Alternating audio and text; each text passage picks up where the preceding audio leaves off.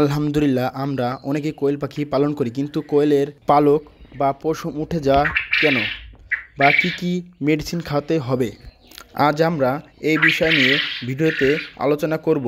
বা কি কি কারণে কোয়েল পাখির পালকগুলো পড়ে যাচ্ছে।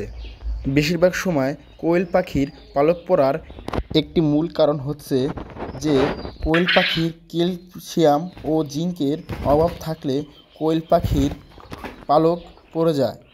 বেশিরভাগ আমরা দেখি যখন অতিরিক্ত ক্যালসিয়াম ও জিংয়ের অভাব থাকে তখনই কোয়েল পাখির পালক উঠে পড়ে যায়।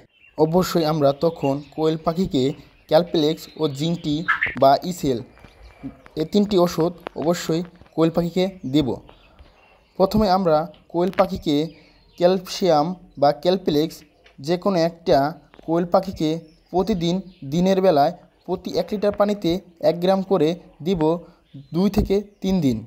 পরবর্তী কোয়েল পাখিকে জিঙ্ক দিব প্রতি 1 লিটার পানিতে 1 থেকে 2 ml বা প্রতি লিটারে 2 ml করে জিঙ্ক দিতে পারবেন। পরবর্তী যে কোনো সময় 2 থেকে 3 দিন ইসেল খাবেন প্রতি 1 লিটার পানিতে 1 ml বা 1 গ্রাম। এভাবে ওষুধগুলো খাবেন প্রতি সপ্তাহে 3 দিন। ইনশাআল্লাহ আশা করা যায় ভালো একটা ফলাফল পাবেন।